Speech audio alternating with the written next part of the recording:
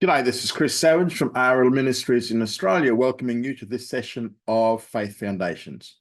I pray that it will be of benefit to you and help you in your Christian growth. Thanks for coming along. Thank you for coming along. We're into part 2 of the biblical principle of giving. We're going to have, this is the amount of giving we have to look at. Now, the amount of giving, this is the second main category in the biblical principles of giving. And this now deals with the amount that the believer should give.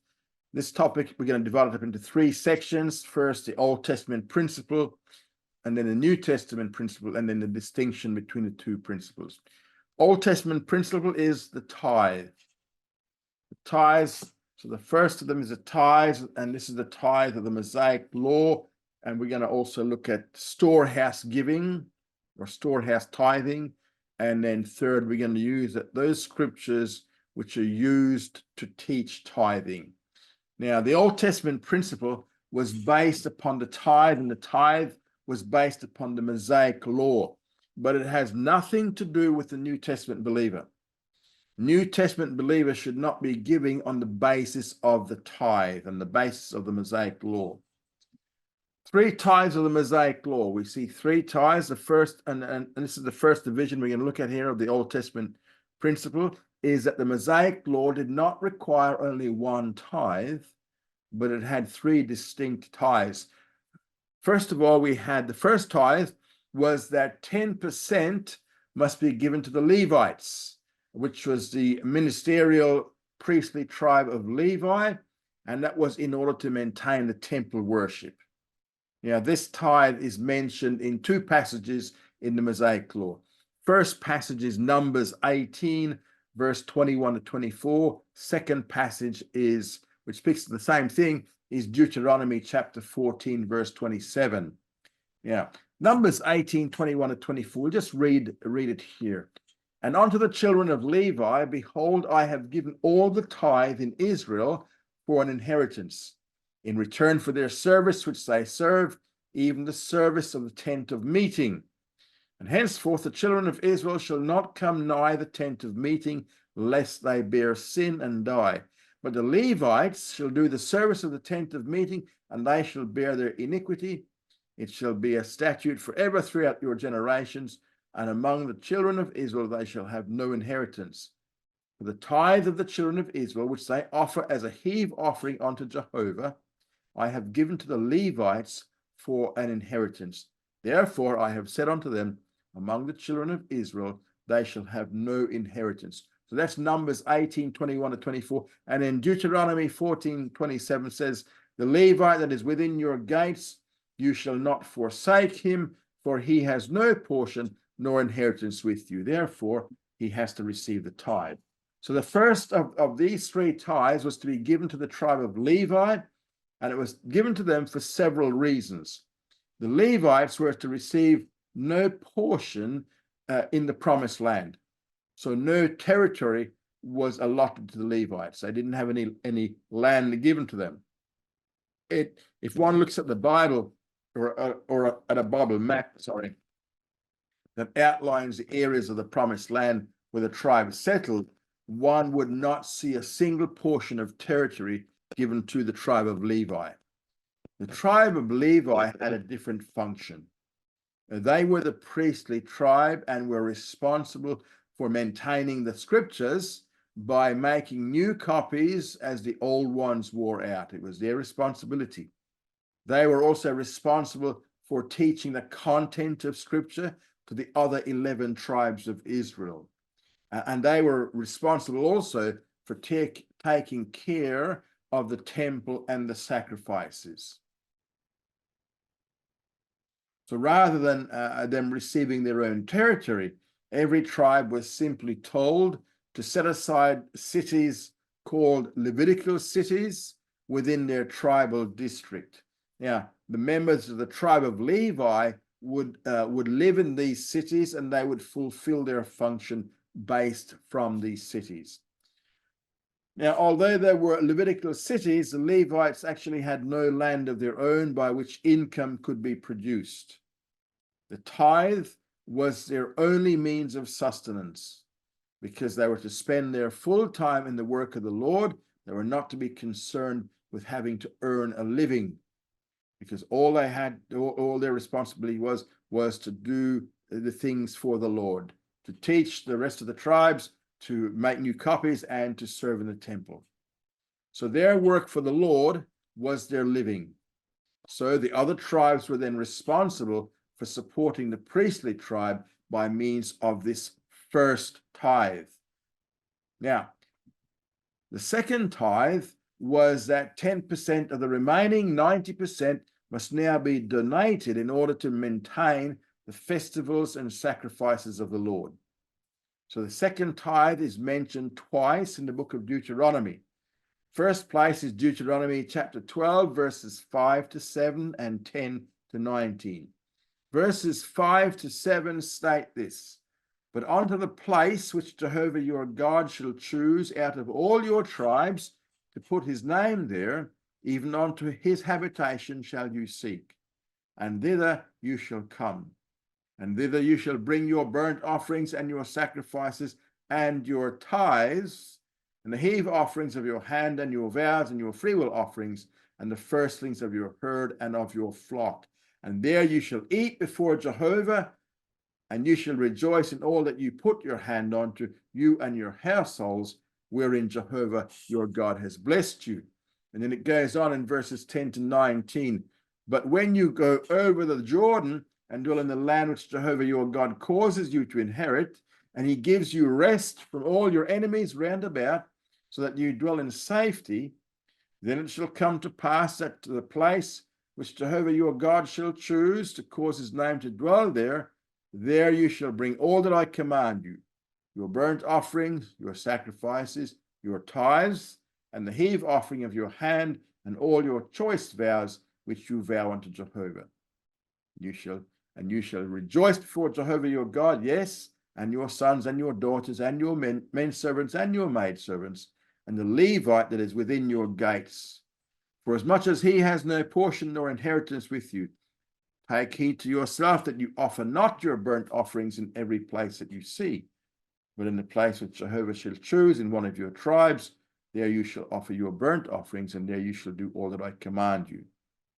Notwithstanding, you may kill and eat flesh within all your gates, after all the desire of your soul, according to the blessing of Jehovah your God, which he has given you.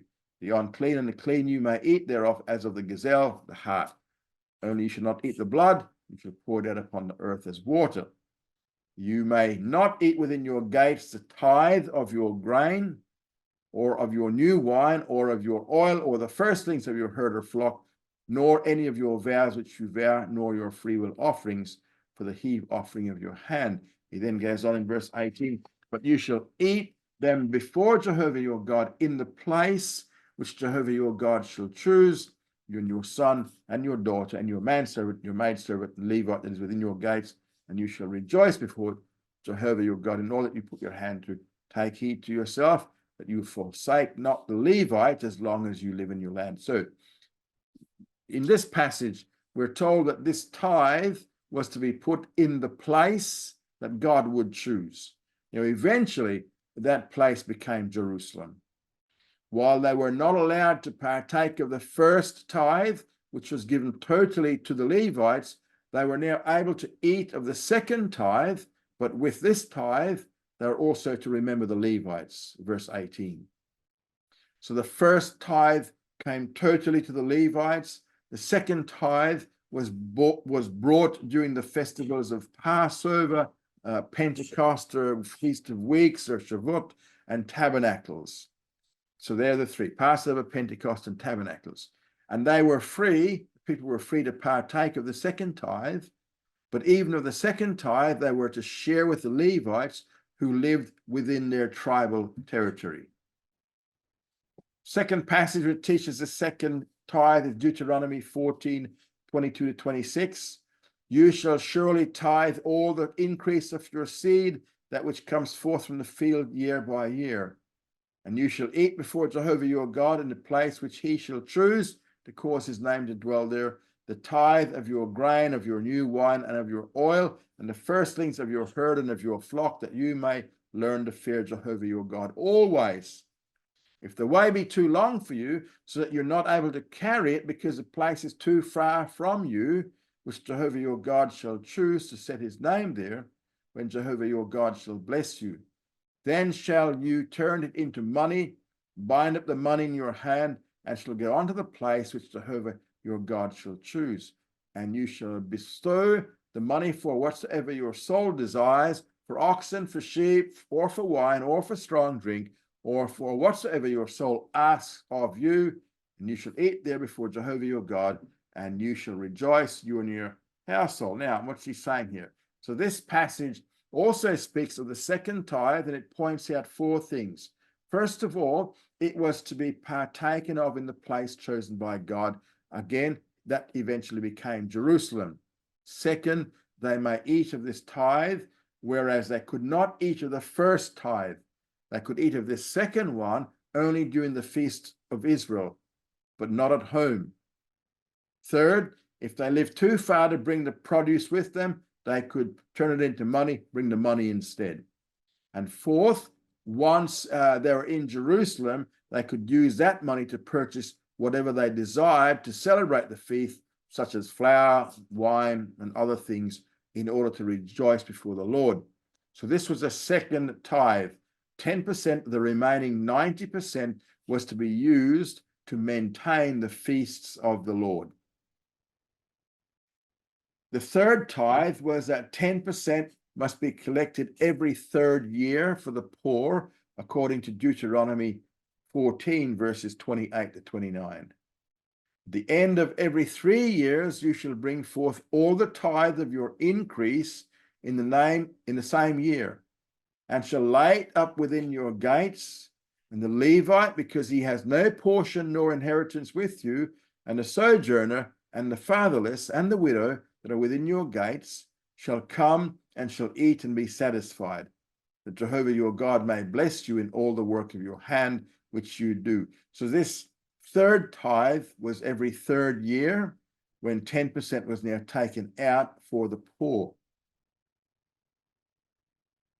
So under the Mosaic law, the actual total tithe of the Jews was not 10%, it was closer to 23%.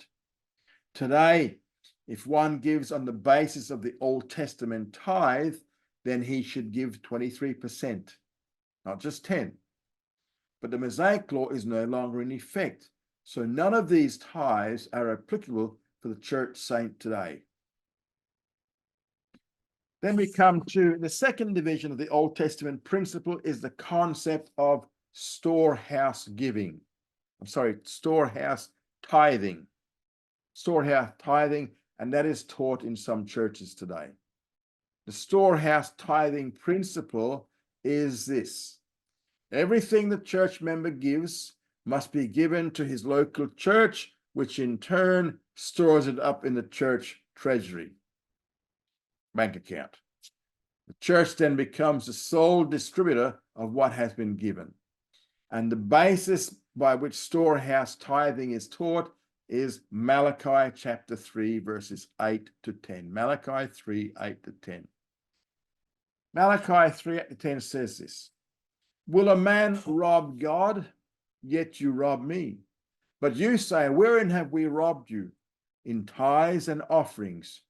You are cursed with the curse, for you rob me, even this whole nation. Bring ye the whole tithe into the storehouse, that there may be food in my house, and prove me now herewith, says Jehovah of hosts, if I will not open you the windows of heaven and pour you out a blessing, that there shall not be room enough to receive it. Now, this storehouse tithing concept, based upon this passage in the book of Malachi, it's actually a misconception that the New Testament saint is still under the tithing rule. The concept here is that the believer must not take his 10% and give it to various ministries or churches.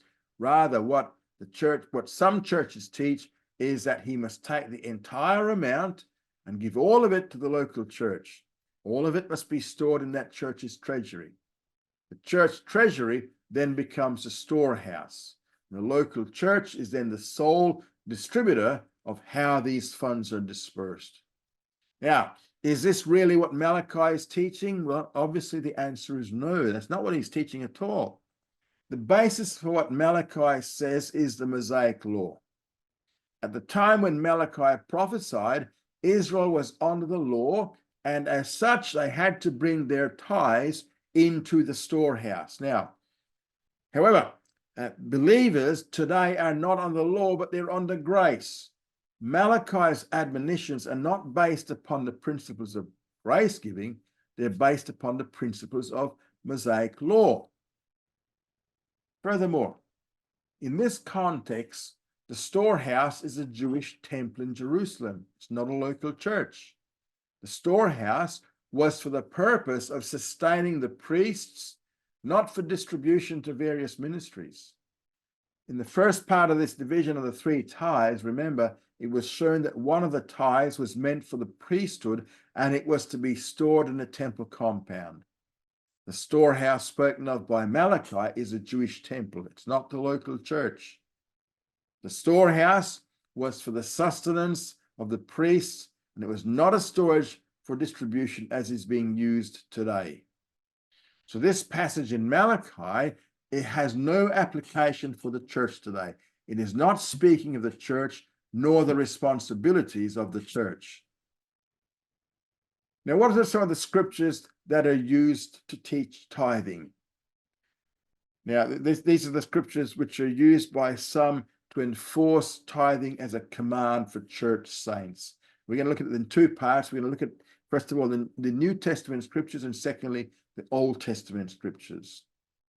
Now, with the New Testament scriptures, when some teachers realize that they cannot push tithing on the basis of the Mosaic law, nor on the basis of the passage in Malachi, they try another way to enforce the tithe. And the method they use is to point out that tithing is mentioned in the New Testament. And they claim that because tithing is mentioned in the New Testament, it's therefore obligatory for believers today. But is it? Tithing is mentioned in 4 New Testament passages. First 3 are not in reference to observance by church saints, but they are in reference to the way the Pharisees observed it. And these 3 passages are all in the Gospels. Matthew 23:23 says, "Woe unto you, scribes and Pharisees, hypocrites, for you tithe mint and anise and cumin, and have left undone the weightier matters of the law." In Luke 11:42, "Woe to you, Pharisees, for you tithe mint and rue and every herb." And then going on in Luke chapter 8, verses 9 and 12, where it says, "I fast twice a week, I give tithes of all I get." So they're the 3 references in the Gospels, but it's all referencing the Pharisees.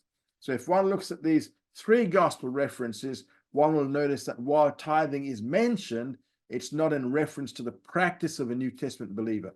It's not in reference to the practice of a church saint. Rather, it's in reference to the practice of the Pharisees, and the Pharisaic observance of tithing was under the Mosaic law. The believer today is not under the Mosaic law, but under grace. The 4th place that tithing is mentioned in the New Testament is in Hebrews chapter 7, verses 4 to 10. "And they indeed are the sons of Levi that receive the priest's office, have commandment to take tithes of the people according to the law." Again, in the context of Hebrews 7, 4 to 10, in this context, it's in reference to the tribe of Levi. The church is not the tribe of Levi. Therefore, this passage is not dealing with tithing for the New Testament believer either. Tithing as a command for the church saint is never found in the New Testament. While tithing is mentioned, it is never in reference to the New Testament saint. Now, a couple of Old Testament scriptures. There's one passage which people use to teach tithing, and that is in Genesis chapter 14, verses 17 to 20. "And the king of Sodom went out to meet him after his return from the slaughter of Kedorlaomer, and the kings that were with him at the vale of Shaveh," the same is the king's vale. "And Melchizedek, king of Salem, brought forth bread and wine, and he was priest of God Most High.